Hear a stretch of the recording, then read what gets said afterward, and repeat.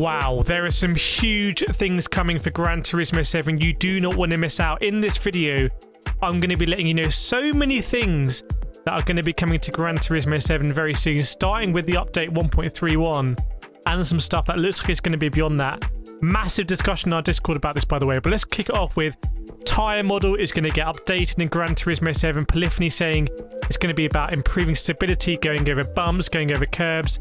If you've been doing death chicane in Gran Turismo 7, you'll know that it's almost impossible. Something has been going wrong with the tyre model, some sort of clipping when you go over the edges of curbs. People have been using that as well, glitching the game with sort of curb riding. That's going to be changed. Tyre heating and wear as well has been changed, and aquaplaning. If you've been watching my videos in wet weather racing in Gran Turismo 7, you'll see that the aquaplaning can be pretty brutal. It sounds like they've done a revamp of this.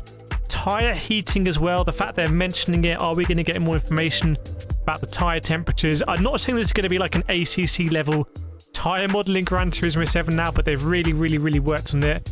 The other thing that's coming that's absolutely huge, I can't overstate how important this is.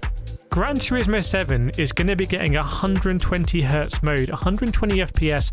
It's going to be doubling the frame rate. Why is it so huge? Well, firstly, when I do iRacing or ACC on PC, I'm running at 120 FPS. A lot of the monitors coming out now and even TVs will have 120 Hz option, so a lot of people are going to benefit from this. Having variable refresh rate is, the same as having G-Sync or adaptive sync on your PC. That means that if your frame rate does drop a little bit, it's still going to be buttery smooth for you. If you've ever been playing a game at 120 FPS or in variable refresh rate, you'll know exactly what I mean. The other thing that I don't think anyone's talking about, if they're able to get GT7 to run at 120 Hz, does this mean we're going to get a 120 Hz version in PSVR2 with no reprojection? Or a 90 Hz version with no reprojection? That would be absolutely epic for your PSVR2 players. I know there's so many of you in the community. Say hello in the comments, by the way, if you're a massive PSVR2 fan.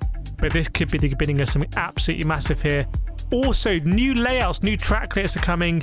Not the biggest thing compared to a new track, but arguably new track layouts. They're saying in the Nordschleife, the Nürburgring, we're going to be getting a sort of sprint circuit, going to be cutting out some of the corners, and an endurance circuit. Never going to say no to that. I mean, I kind of laugh when they added the Spa endurance circuit as a layout in one of the previous updates. But to be honest, I use the update quite a bit now because you actually have different times a day, and actually it's a much better rolling start for me, rolling up there into Eau Rouge on the first lap. We know about the new cars, by the way. I've covered that in a previous video. It's not going to go over here. But again, something that's getting a lot of people excited is suspension physics. Big changes to the suspension physics. People are really excited about this. This could be, basically, if you don't know the history of Gran Turismo 7, when the game came out, it was very difficult. That's why I have lots of guides on my channel about how to tune the cars, how to drive the cars in the specific way that Gran Turismo 7 liked. It wasn't very good with slip angle. It wasn't very good with trail braking. It kind of would snap the cars into a drift and then it wouldn't snap them back into having traction, which is what happens now. What happens now is, as a result of the sort of outrage of the game being too difficult, I kind of enjoyed it as it was with the tuning, but a lot of people say it's too difficult, so they've really simplified it. The fact they're going to update the suspension physics really, to me, indicates we're going to be seeing a return to the sort of more hardcore OG Gran Turismo 7 style tuning. I think is going to become more important. By the way, if you don't know how to tune, check out my channel, go search all the tuning guides we've got, join the Discord, discord.gg/Kireth. You won't regret it. So much tips in there.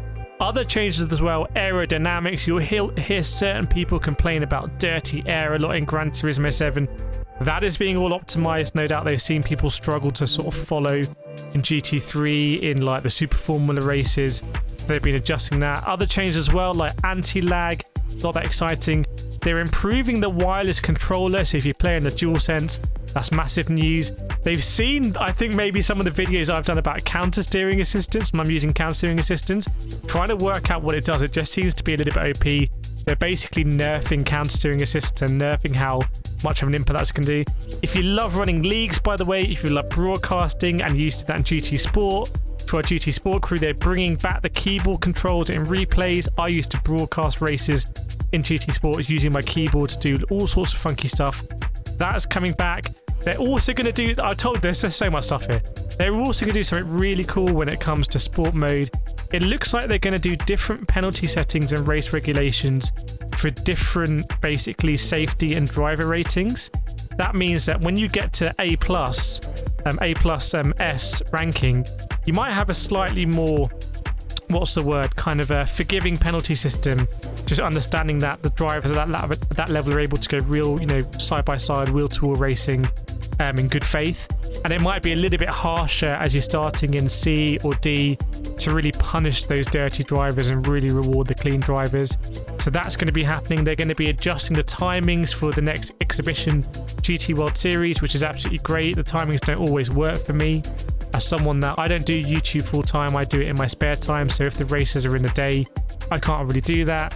They're also going to be adjusting the legacy cars, legacy cars, which is absolutely nothing surprising, and those prices are only going to go up. I hate how we have so much inflation in the real world, and then I have inflation in GT7. It really irritates me. But there's going to be loads of other stuff as well. There's a lot more discussion of this in our Discord. You can expect more cafe menus. You can expect more stuff to do with escapes and things like that as well. But some other interesting things when it comes to PP points. I've made a video saying that the PP system in Gran Turismo 7 is dead. Well, are they going to try and bring it back from the dead? We'll see. But basically, GT7 coming with some massive stuff, taking it very seriously. And it makes me really optimistic. They said this is going to be a games as a service. That has a lot of negative connotations. However, to give them the benefit of the doubt, I really think that they addressed the issues about microtransactions.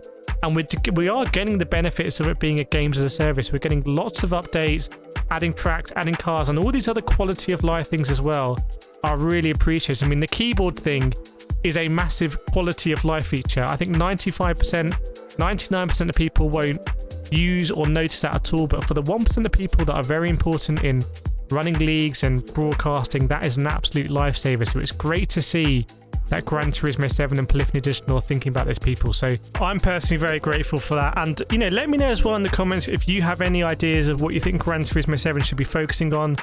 I think this update is possibly, again, Gran Turismo 7, by the way, is just such a difficult thing to do to keep the single player players happy, keep the multiplayer players happy.